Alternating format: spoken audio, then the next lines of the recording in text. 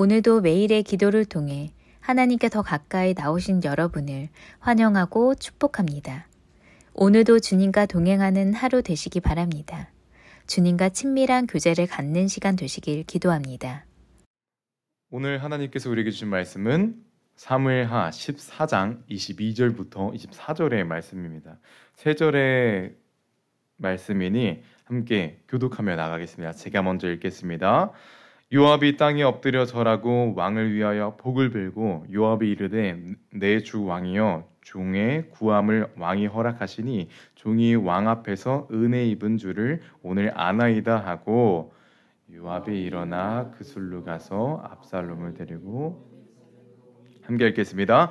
왕이 이르되 그를 그의 집으로 물러가게 하여 내 얼굴을 볼 수 없게 하라 하매 압살롬이 자기 집으로 들어가고 왕의 얼굴을 보지 못하니라. 아멘.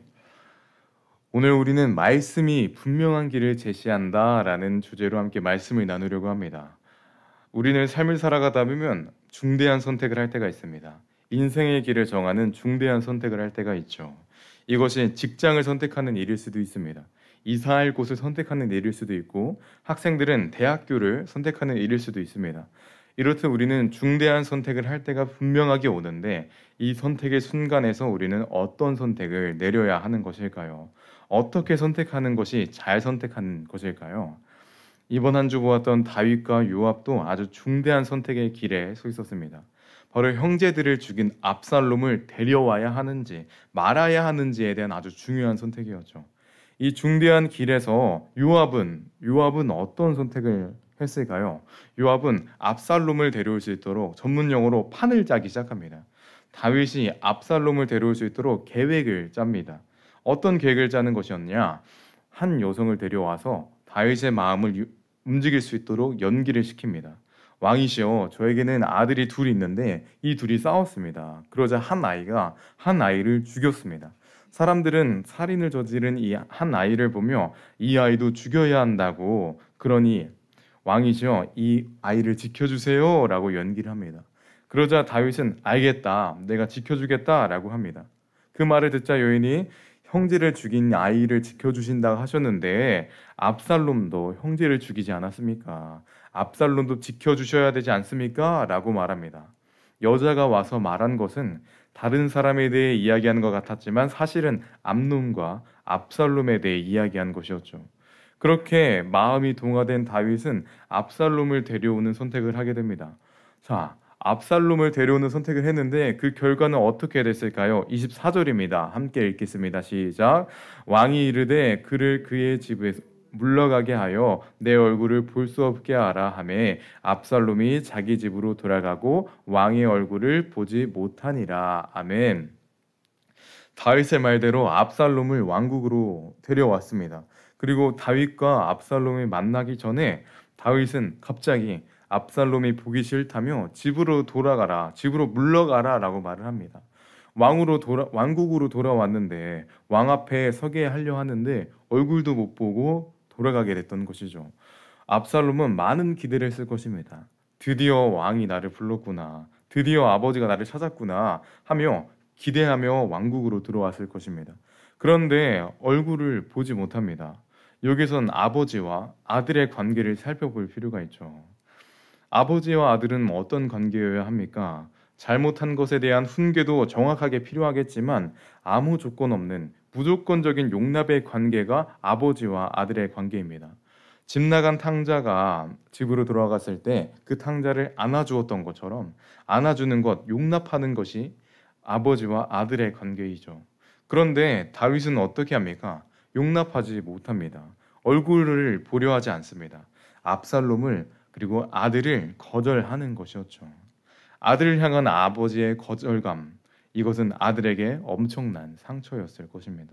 불렀으면 용납을 하던지 아니면 훈계의 시간으로 아직 부르지 말던지 다윗은 둘 중에 하나를 선택했어야 했습니다. 하지만 다윗은 부르긴 했지만 용서하진 못했습니다. 이것을 통해 압살롬은 아버지가 나를 용서하지 못하는 것이구나 라는 것을 알게 됩니다. 나를 마음으로 받아주지 못하는 것이구나 라는 것을 알게 되죠. 다윗의 거절감으로 인해 깊은 상처가 만들어지게 된 것입니다. 다윗과 요압의 선택, 압살롬 기화의 결과는 바로 상처였던 것이죠. 왜 이런 결과가 일어난 것일까요? 다윗과 요압의 선택은 왜 상처라는 안타까운 결과를 낳은 것일까요? 다윗과 요압의 선택이 상처가 되었던 이유를 살펴보기 위해서, 그 둘의 선택이 잘못된 이유를 살펴보기 위해서 오늘 보진 않았지만 3절을 함께 읽기 원합니다. 함께 읽겠습니다. 왕께 들어가서 그에게 이러이러하게 말을 하라고 요압이 그의 입에 할 말을 넣어주니라. 아멘. 압살롬이란 왕자이며 형제를 죽인 죄인에 대한 처우가 필요했었습니다. 그리고 그 처우는 왕인 다윗이 내려야 했었던 것이죠. 그런데 처우를 내리는 과정에서 요압이 끼어들게 됩니다. 요압의 끼어들므로 인해서 다윗은 잘못된 선택을 하게 되는 것입니다. 이것을 통해 볼 수 있는 메시지이자 잘못된 선택을 하지 않기 위한 방법은 해야 할 일과 하지 말아야 할 일을 구분해야 한다라는 것입니다. 요압은 참 독특한 사람이었습니다.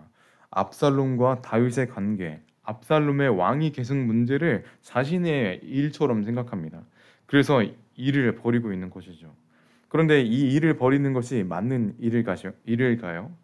세상을 살아가다 보면 이것이 내가 해야 할 일인가, 하지 말아야 할 일인가 라고 헷갈릴 때가 있습니다. 그러다 하지 말아야 할 일을 하게 된다면 안 하는 것보단 못한 결과를 보게 될 때가 있죠. 특히 가정의 문제에 끼어드는 것은 옳지 않다는 것을 오늘 성경은 보여주고 있는 것입니다. 요압이 다윗과 압살롬 사이에 괜히 끼어들었다가 역효과를 만들게 되는 것이죠. 내가 해결해 보겠다고 끼어들다가 문제를 더 어렵게 만들고 있는 것입니다. 그렇기 때문에 우리는 어떤 선택을 할 때 이것을 내가 해야 할 일인가 아니면 하지 말아야 할 일인가 고민하고 구분할 필요가 있는 것입니다. 그런데 이 선택이 잘못되었던 이유는 요압에게만 있었던 것이 아닙니다. 잘못된 선택을 한 다윗에게도 분명하게 있죠. 다윗은 여인으로부터 압살롬의 이야기를 듣자 요압에게 압살롬을 데려오라라는 명을 내리기 시작합니다. 여인으로부터 이야기를 듣고 나서 압살롬을 데려오라는 명령을 내리기까지 일주일, 3일, 이틀, 하루가 걸린 것이 아닙니다. 그날 당일 약 몇 시간도 고민하지 않은 채 압살롬을 데려오라는 명령을 내립니다. 자신이 압살롬과 마주할 수 있을지, 압살롬을 용서할 수 있는지에 대한 고민도 하지 않은 채 성급함으로 압살롬을 데려오라는 명령을 내린 것이죠. 그리고 그 성급함으로 인해 압살롬은 큰 상처를 경험하게 된 것입니다. 그 상처는 후에 압살롬이 버리는 반역의 씨앗이 되는 것이죠. 이것을 통해 볼 수 있는 오늘의 두 번째 메시지이자 잘못된 선택을 한 다윗을 통해 볼 수 있는 메시지는 성급함은 길을 망친다라는 것을 볼 수 있습니다. 우리는 성급함으로 인해 일을 그르칠 때가 너무나 많습니다. 우리는 성급함으로 우리의 삶을 돌아봐도 성급함으로 일을 망칠 때가 많죠. 저는 어렸을 때부터 성급하다고 하면 둘째가 나 하면 서러운 아이였습니다. 어찌나 그렇게 성급하고 어찌나 그렇게 덜렁거렸는지 지금도 그렇지만 특히 어렸을 때는 제 손에 물건이 들어오면 다 망가져 나갔습니다. 뭐 장난감이든 기계든 용품 같은 거든 다 제 손에 들어오면 망가지는 겁니다. 기계에는 다 순서가 있는데 용품에는 다 사용하는 방법이 있는데 워낙 성급하던 아이다 보니 힘으로 하기도 하고 순서에 안 맞게 하다 보니 물건들이 망가지게 된 것입니다. 저는 어렸을 때 이 망가지는 것들, 이 망치는 것들을 보면서 얼핏 좀 느꼈던 것 같습니다. 아, 성급한 것은 결과를 망치게 되는구나라는 것을 말이죠. 그래서 지금은 최대한 안 그러려고 합니다. 새로운 물건들이 오면 성급함을 최대한 내려놓게 하고 차분하게 사용하려고 하죠. 지금은 제가 물건에 대해 이야기했지만 사실 상황에도 또 인간관계에도 마찬가지인 것 같습니다. 성급하게 상황을 처리하려고 하다 보면 균열이 생깁니다. 또 상처가 일어납니다. 다윗이 성급함으로 인해 상처를 낸 것처럼 말이죠. 이렇듯 인생에서 아주 중요한 선택을 해야 할 때, 아주 중요한 결단을 내려야 할 때 상처 없는 결단을 내려야 하고 균열 없는 결단을 내려야 합니다. 그렇다면 어떻게 할 수 있을까요? 좋은 선택, 좋은 결과는 어떻게 내릴 수 있을까요? 오늘 다윗과 요압 이들의 선택 과정 가운데서는 무엇이 없었기에 상처를 만들게 됐던 것일까요? 바로 하나님 앞에 서는 시간이 없었기 때문입니다. 말씀 앞에 서는 시간이 없었기 때문이죠. 다윗과 요압은 하나님께 여쭙는 시간, 말씀 앞에 서는 시간이 없었습니다. 오늘 성경은 한 구절도 그 모습을 구별하고 기록하고 있지 않고 있습니다. 이것을 통해 볼 수 있는 세 번째 메시지이자 길을 선택하기 위해 우리에게 주시는 하나님의 메시지는 길을 선택하기 위해서는 하나님 앞에 서야 한다라는 것입니다. 지금 그리고 우리가 지금 중요한 선택에 갈림길에 계신 분이 계신다면, 중요한 선택을 앞두고 계신 분이 계시다면 하나님 앞에 서야 합니다. 하나님께 여쭈어 보아야 하죠. 하나님 앞에 선다는 것은 무엇일까요? 기도의 자리에 드는 것이고 예배의 자리에 드는 것입니다. 말씀 앞에 서는 것이고 하나님 앞에 서는 것이죠. 그렇기 때문에 우리가 새벽 기도와 오늘 저녁에 드려지는 금요성령 집회의 자리를 지켜야 하는 것입니다. 자, 여러분께 부탁드립니다. 하나님 앞에 서지 않음으로, 성급함으로 상처를 만들었던 다윗과 요압과 같은 인생이 아닌 중요한 선택으로, 하나님 선택 속에서, 중요한 선택 앞에서 하나님 품으로 파고들어 분명한 길을 제시받는 하나님이 원하시는 선택을 하신 여러분 되시기를 간절히 소망합니다. 마지막으로 선언하겠습니다. 말씀 앞에서 분명한 길을 경험하십시오. 지금 기도하기 원합니다. 오늘 우리는 선택의 순간에 하나님 앞에 서야 하며 말씀 앞에 서야 한다는 것을 말씀을 통해 보았습니다. 다윗은 오늘 선택의 순간에서 하나님 앞에 서지 못했습니다. 그 결과 압살롬의 상처라는 결과를 맞이하게 되죠. 하지만 다윗은 원래 어떤 상황이 오더라도 하나님 앞에 섰던 사람이었습니다. 모든 상황 속에서 하나님께 여쭈었던 사람이었습니다. 긴급한 전쟁 속에서도 하나님께 조언을 구했고 어떻게 행동해야 하는지 여쭈어 보았던 사람이었죠. 하지만 오늘 압살롬 앞에서, 압살롬의 문제 앞에서는 그러지 못했습니다. 이것은 우리에게 과거에 하나님께 묻던 사람이더라도 오늘 하나님을 의지하지 않으면 그 믿음은 의미가 없다라는 것을 말해주고 있는 것이죠. 우리가 과거에 하나님을 의지했다는 것은 하나도 중요하지 않고 맡겨진 오늘 하루 하나님을 의지하는 것을 또 성경은 다윗을 통해 우리에게 보여주고 있는 것이죠. 오늘 우리 그 마음을 가지고 함께 기도했으면 좋겠습니다. 오늘 하루를 살아갈 때 큰 선택부터 작은 선택까지 많은 결정의 순간들이 찾아올 것입니다. 그 순간에 하나님 앞에 서는 우리가 되게 하시고 하나님께 여쭙는 삶, 하나님 앞에 선택하는 삶을 되기를 함께 이 시간 우리 마음을 다하여서 기도하며 나가겠습니다. 오 주님, 오늘 하나님께 여쭙는, 하나님께 묻는 삶이 되게 하여 주시고 하나님 앞에서 선택하는 하나님의 사람 되게 하여 주시옵소서. 주님, 다윗은 평생을 하나님께 여쭈었던 사람이었습니다. 다윗의 여생은 하나님과 동행하는 삶이었습니다. 하지만 압살롬의 문제 앞에서는 하나님 앞에 서지 못했습니다. 그 결과 압살롬의 상처라는 그 결과를 맞이하게 된 것이죠. 이것은 우리 가운데 그 전의 믿음은, 이전의 믿음은 의미 없는 것이고 오늘 하루 그 믿음을 다해 살아가야 된다라고 우리에게 말해주고 있는 것입니다. 주님, 오늘 하루 가운데 주님 함께하여 주셔서 오늘 하루 주님과 동행하는 하루가 되게 하여 주시고 오늘 하루 주님 품으로 파고드는 하나님의 사람 되게 하여 주시옵소서. 오 주님 기도합니다. 오늘도 기도하며 나아갑니다. 주님 말씀하여 주시고 인도하여 주셔서 주님의 이끄심이 경험한 하나님의 사람들, 주님의 인도하심이 경험하는 믿음의 사람들 되게 하여 주시옵소서.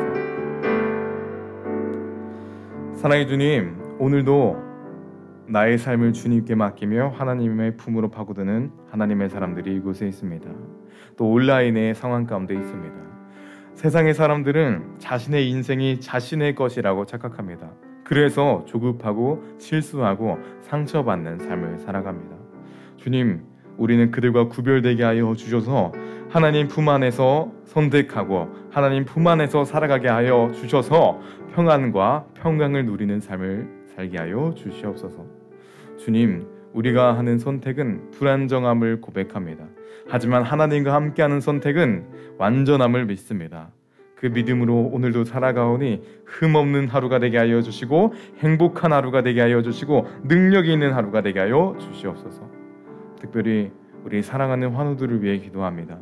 원치 않는 아픔으로 아파하는 그들과 그들의 가족들을 위로하여 주셔서 오늘 하루 하나님 품 안에서 살아가고 하나님 품 안에서 얻는 평강을 경험하게 하여 주시옵소서.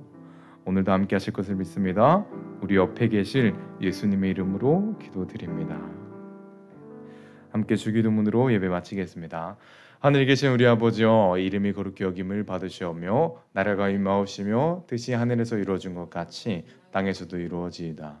오늘 우리에게 일용할 양식을 주옵시고 우리가 우리에게 죄 지은 자를 사하여 준 것 같이 우리 죄를 사하여 주옵시고 우리를 시험에 들게 하지 마옵시고 다만 악에서 구하옵시옵소서. 나라와 권세와 영광이 아버지께 영원히 있사옵나이다. 아멘. 첫 번째, 말씀이 분명한 길을 제시함을 기억하며 말씀 앞에 서는 하루가 되게 하소서.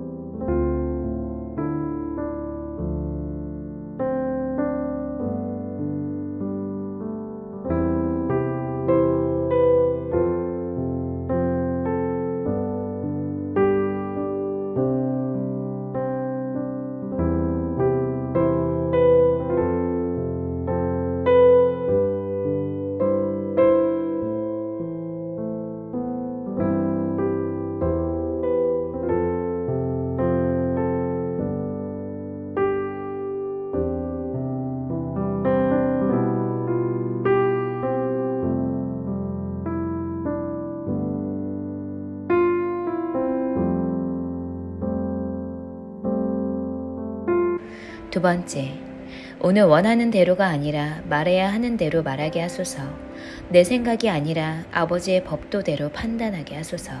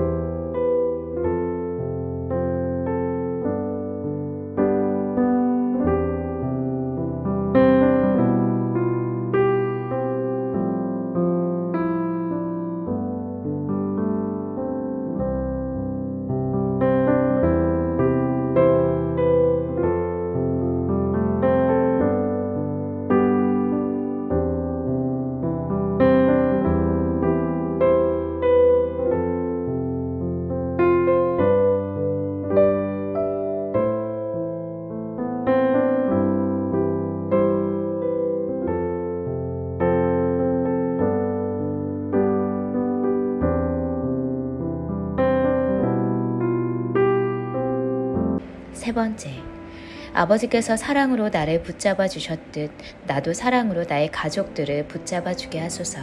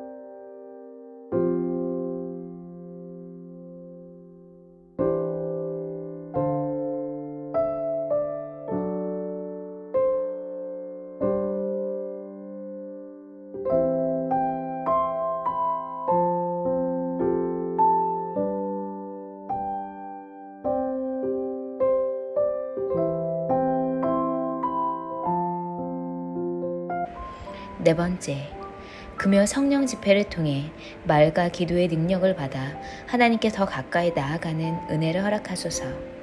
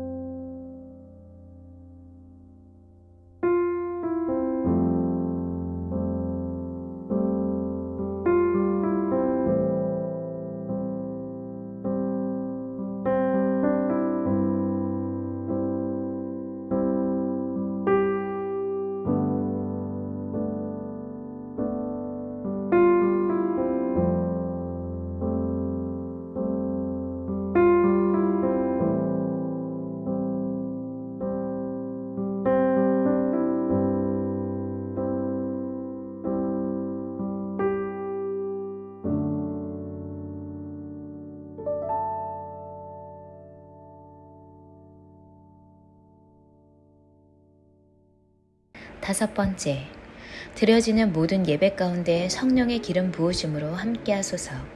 함께하지 못한 영혼들에게 성령님께서 함께해 주시고 흔들리는 영혼들에게 성령의 능력으로 강건하게 하소서. 치유와 회복이 필요한 영혼들에게 말씀으로 회복되어지는 은혜를 주소서.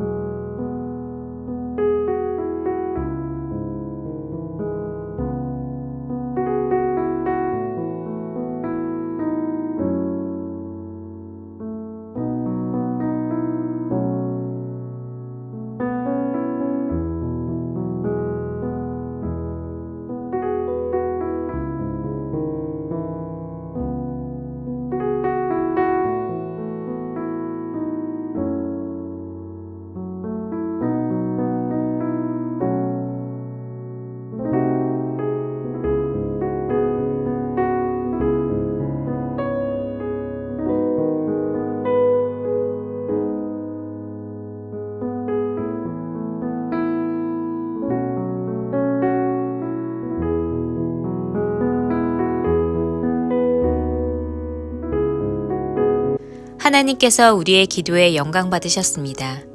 이제는 우리의 삶을 통해 하나님의 영광이 되시기 바랍니다.